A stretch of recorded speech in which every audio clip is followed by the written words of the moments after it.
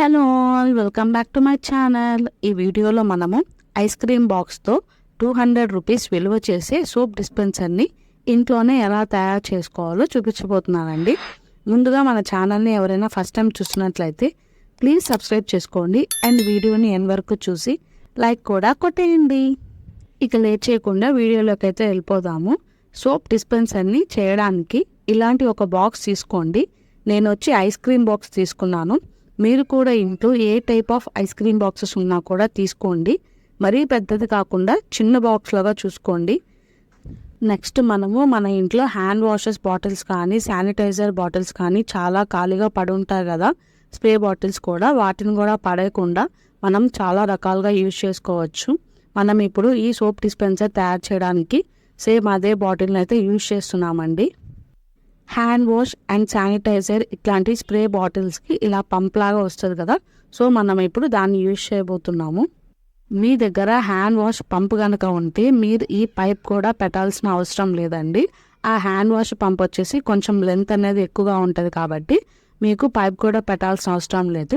నేను spray bottle తీసుకున్నాను కాబట్టి దాని లెంత్ అనేది బాక్స్కి కొంచెం తక్కువగా ఉంది. సో అందువల్ల నేను ఈ పైప్ని అయితే కొంచెం కట్ చేసుకొని యూజ్ చేస్తున్నాను.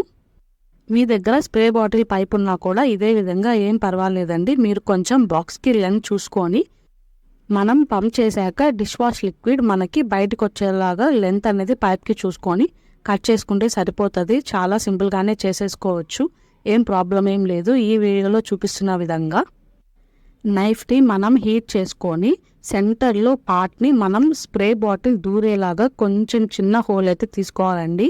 మరీ పెద్ద హోల్ అయితే తీసుకోమాకండి. మన స్ప్రే బాటిల్ పైప్ అనేది కింద పడే ఛాన్సెస్ ఉంటాయి.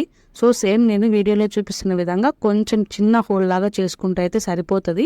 మీకు క్లారిటీగా అర్థమవుతుందని అనుకుంటున్నాను. చూస్తున్నారు కదా, చిన్న హోల్ అయితే నేను వేసేసాను. నెక్స్ట్ మనం ఈ వీడియోలో చూపిస్తున్న విధంగా పైప్ అనేది దానికి కరెక్ట్గా ఫిక్స్ చేసుకోవాలి. చూసారు కదా, హోల్కి పైప్కి కరెక్ట్గా ఫిక్స్ అయితే అయిపోయింది. మీరు బాక్స్ మూతని ఒకసారి పెట్టి చూడండి. మీకు కనుక కింద ఉండే పైపు లెంత్ కనుక ఎక్కువ అయింది అనిపిస్తే కొంచెం కట్ చేసుకోండి, ఏం పర్వాలేదు. నెక్స్ట్ ఇక మన ఇంట్లో ఉండే డిష్ వాష్ లిక్విడ్ని దాంట్లో వేసేయడమే అండి. ఇలా లిక్విడ్ వేసుకునేసాక మనం 1:3 రేషియోలో వాటర్ని కూడా యాడ్ చేసుకొని స్పూన్తో బాగా మిక్స్ చేసుకోవాలి లిక్విడ్ని. ఈ సోప్ డిస్పెన్సర్ని మీరు చాలా ఈజీగా క్విక్గా చేసేసుకోవచ్చండి. పెద్ద కష్టం కూడా అనిపించదు. జస్ట్ మీ దగ్గర యూజ్ చేయని ఒక ఐస్ క్రీమ్ బాక్స్ అండ్ ఒక హ్యాండ్ వాష్ బాటిల్ ఒకటి ఉంటే సరిపోతుంది. చాలా ఈజీగా మీరైతే ఇంట్లోనే దీనైతే ప్రిపేర్ చేసుకోవచ్చు. అండ్ మనం ఒక 200ని సేవ్ చేసిన వాళ్ళం కూడా అవుతాము. ఇలా లిక్విడ్ని బాగా మిక్స్ చేసేసుకొని మూత పెట్టేయడమే. ఇక మనం సామాన్లు తోముకునే దానికి చాలా బాగా యూజ్ అయితే అవుతుందండి. ఇది మనం బయట ఏ 200-300 పెట్టి ఏ సోప్ డిస్పెన్సర్తో పని లేకుండా చాలా బాగా యూజ్ అయితే అవుతుంది. జస్ట్ మనం ఇలా సామాన్లు వాష్ చేసుకునేటప్పుడు కొంచెం ప్రెస్ చేసుకొని వాష్ చేసేసుకోవడమే. ఇంకా మనకి సోప్ కూడా కరిగిపోతుంది, వేస్టేజ్ ఎక్కువ అవుతుంది అనే ఇబ్బంది కూడా ఏం లేదు. జస్ట్ కొంచెం ప్రెస్ చేసుకొని చాలా సామాన్లు అయితే వాష్ చేసేసుకోవచ్చు. చాలా సింపుల్గా సోప్ డిస్పెన్సర్ని రెడీ చేసేసుకున్నాం కదా. మీరు కూడా మీ ఇంట్లో ట్రై చేసి ఎలా వచ్చిందో కమెంట్ సెక్షన్లో కమెంట్ అయితే చేసి నాకు చెప్పండి. మన ఛానల్లో ఇంకా చిన్న చిన్న హ్యాక్స్, కిచెన్ టిప్స్ కూడా పోస్ట్ చేస్తున్నానండి వీడియోస్ రూపంలో. అవి నేను స్క్రీన్ ఎండ్లో ఇస్తాను, మీరు వాటిని చూడండి, చాలా ఇంట్రెస్టింగ్గా ఉంటాయి.